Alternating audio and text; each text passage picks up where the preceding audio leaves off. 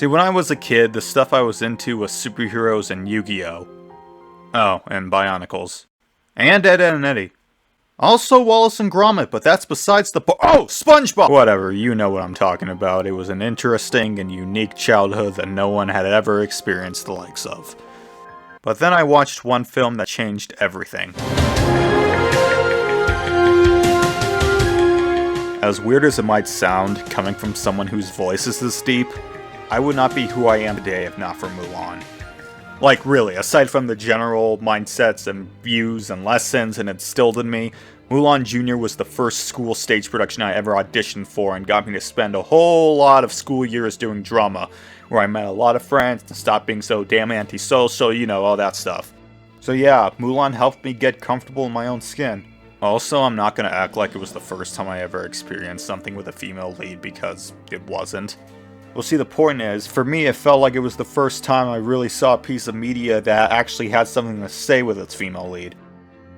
Mulan 2020, on the other hand, has almost nothing to say other than you're fucking worthless unless you have a shit ton of chi, which is not how chi works. Chi, this, chi, that. Mulan 2020 is a surface-level recreation that Disney vomits in your face for $30. When I finished this movie, I had only one thought.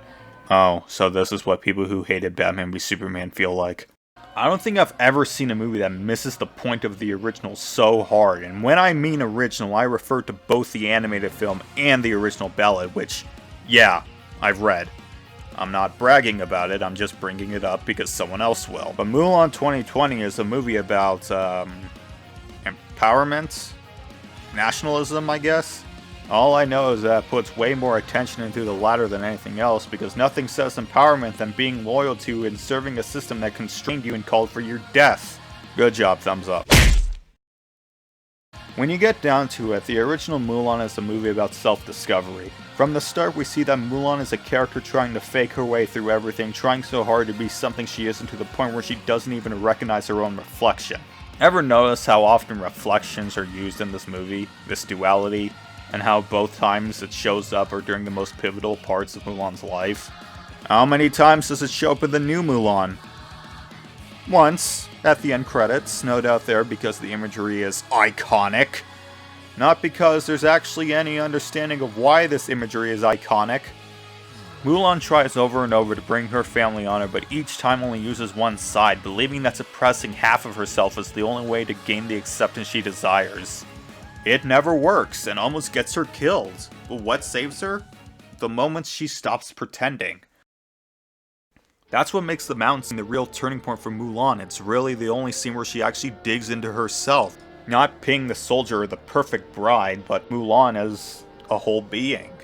This movie's theme runs deep enough that even Mushu goes through this. Oh fuck. This movie's theme runs deep enough that even Mushu goes through this, hyping himself up and lying to Mulan through his teeth about how he was chosen by the ancestors and isn't considered a failure. Even Mushu has to realize how much he's trying to fake his way through. Yeah, the comic relief has a purpose in this movie beyond being just comic relief. Hell, it's easy to forget that he's the reason the plot keeps moving forward. Not so with the Phoenix, whose blatant purpose is to keep the plot moving forward. Like the live-action Lion King, the movie tends to blast through the plot points of the original without actually giving the care needed for these moments to resonate. In Mulan 2020, it isn't just that there's no reflection song, there's no reflection moment. Remember how Mulan originally fails the matchmaking evaluation? Pretty humorous, if not incredibly mortifying, but then... You are a disgrace! You will never bring your family honor! Wow, that hurt. That was painful. You get how ashamed Mulan feels. How does this remake do it? Mulan fucking Spider-Man's the teapot because why should they show any real imperfection, and then... Dishonor to the Hua family. They have failed to raise a good daughter. Oh wow, that was about as scathing as a C+ on a short-term assignment. Man, just let this lady fail! Why is it so hard to write a human? Seeing a character fail is what allows their later triumphs to hold more weight. Mulan in this film has no real struggle and nothing to grapple with, at least nothing that has actual meaning. Mulan being able to overcome almost everything with ease, believe it or not, doesn't make her strong, it makes her boring. This isn't a strong character. This is. Fun fact, in the animated film, Mulan never once used her sword for actual combat. Isn't that fascinating, how this character instead had to rely on her wits, her smarts, and her ability to stand back and realize there's a better way to approach things? It wasn't just training that made her strong, it was her ability to realize that the more direct route isn't always the best. This Mulan, however, is that in spades, and the one time she does show some smarts, it doesn't feel like it's something that fits within the kind of character that's been established. It feels like it's only here because once again, it's an iconic scene from the original. It's kinda like this moment. Black Queen and I rode alongside, two rabbits running side by side. I think one was a male, one was a female. But you know, you can't really tell when they're running that fast. Get it? Because that's like the moral of the ballad? Are you happy? Yeah, we got rid of Mushu in order to be closer to the source material, then added this character who doesn't fucking exist in the original. This movie tries to associate Mulan with the Phoenix, a being who dies only to be reborn, but Mulan has no real rebirth. She has no real death of her old self, and of course I'm talking metaphorically, not literally. Mulan doesn't lose this fight because her head's in the wrong place. Hell, Mulan isn't even saved by being who she is and playing to her own strengths. She only survives due to the fact that she lied!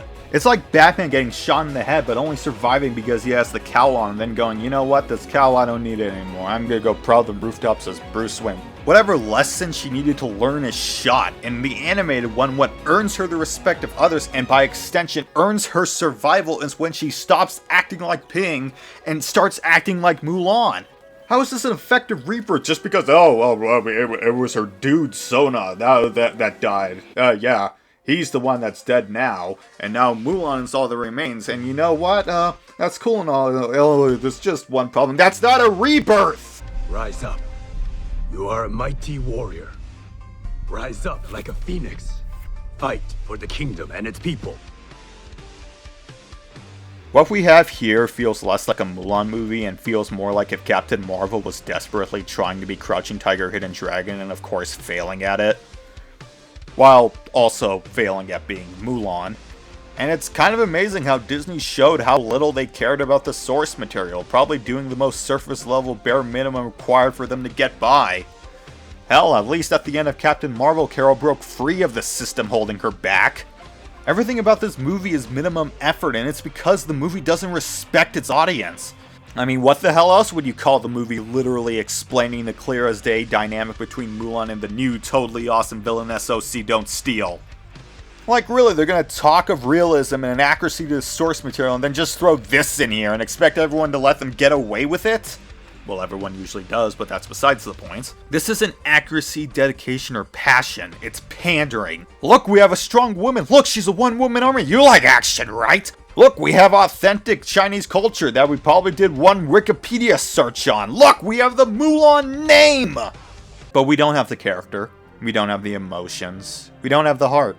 And we don't have the lessons. Is this probably just a long way of saying watch the original instead of the remake? Probably. I mean, that's what everyone's video on Mulan basically is. But, more likely, I just want to vent. This movie shouldn't exist. The fact that they took a story like Mulan, both a beloved legend and a beloved childhood film, and chose to remake it like this, is baffling. Almost every choice feels like it was calculated and focus grouped to be the ultimate wrong choice, without an actual vision lying underneath to offer any explanation of why.